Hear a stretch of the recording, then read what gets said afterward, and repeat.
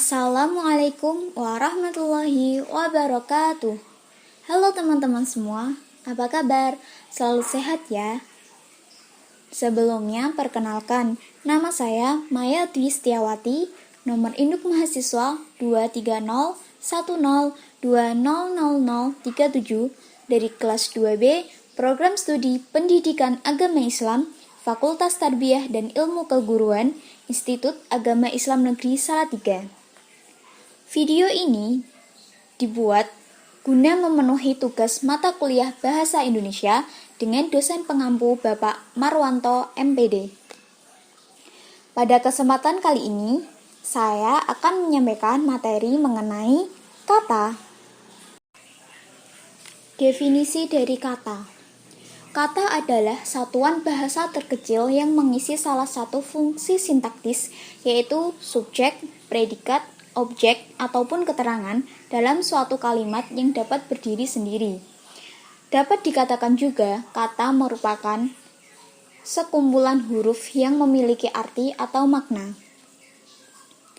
Dalam Kamus Besar Bahasa Indonesia, kata adalah bahasa yang diucapkan atau dituliskan yang merupakan wujud kesatuan perasaan dan pikiran yang dapat digunakan dalam berbahasa. Selanjutnya ada makna kata. Makna kata menurut semantik memiliki pengertian yang sangat beragam. Menurut Mansur Pateda tahun 2001 halaman 79 mengatakan bahwa istilah makna kata merupakan kata-kata dan istilah yang membingungkan. Makna tersebut selalu menyatu pada tuturan maupun kalimat. Lalu bentuk kata ada dua. Yang pertama bermorfem tunggal atau kata dasar atau kata yang tidak berimbuhan. Yang kedua bermorfem banyak. Selanjutnya kita bahas jenis-jenis kata. Berdasarkan bentuknya, kata dibagi menjadi 4.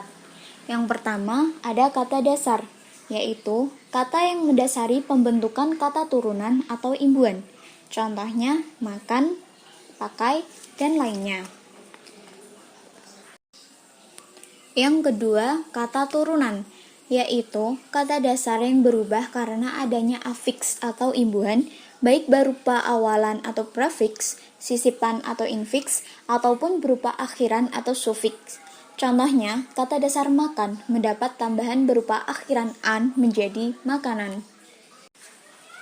Yang ketiga, kata ulang, yaitu kata dasar atau bentuk dasar yang mengalami pengulangan baik seluruh maupun sebagian. Contohnya, kata jalan yang mengalami pengulangan menjadi kata jalan-jalan. Dan dari bentuknya yang terakhir atau yang keempat, yaitu kata majemuk, yaitu gabungan beberapa kata dasar yang berbeda membentuk suatu arti baru. Contohnya, kata papan digabung dengan kata tulis, maka menjadi kata papan tulis. Selanjutnya ada materi jenis-jenis kata yang sering kita pelajari. Yang pertama ada kata benda atau nominal, yaitu nama dari seseorang, hewan, benda, dan semua yang dibendakan, misalnya kuda, buku, dan lain-lainnya. Lalu yang kedua, kata kerja atau verb, yaitu kata yang menyatakan suatu tindakan, misalnya baca, lari, mendaki, dan lainnya.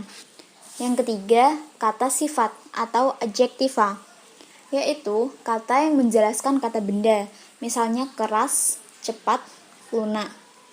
Berarti kata sifat ini menjelaskan, misalnya larinya kelinci itu cepat, berarti menjelaskan bahwa kelinci ini berlari sangat cepat.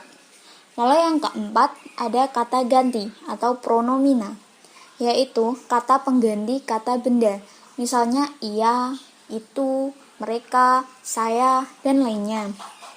Yang kelima, kata keterangan atau adverbia, yaitu kata yang memberikan keterangan pada kata yang bukan kata benda, misalnya sekarang, agak.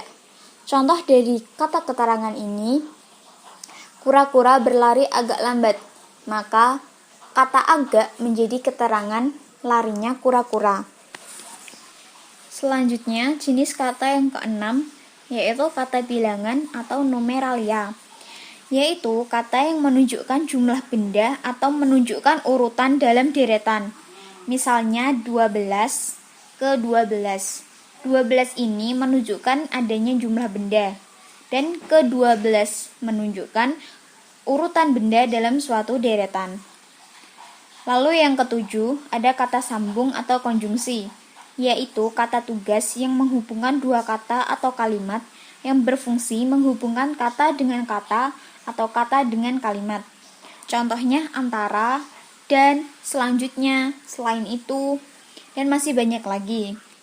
Selanjutnya yang kedelapan, ada kata sandang, yaitu artikel, yaitu kata tugas yang membatasi makna jumlah orang atau benda. Misalnya sang, para, si. Contohnya sang guru, para ilmuwan, si hitam, dan lainnya. Lalu yang kesembilan, kata seru atau injeksi, yaitu kata tugas yang menyeruakan isi hati. Misalnya marah, kagum, sedih, jijik, dan lainnya. Dan yang ke-10 yaitu kata depan atau preposisi, yaitu kata yang terletak di depan kata lain, misalnya di, ke, dari, akan, dan lainnya. Selanjutnya ada makna kata yang terdiri dari 3 jenis. Yang pertama yaitu makna leksikal. Artinya, makna kata secara lepas tanpa kaitan dengan kata lainnya dalam sebuah struktur.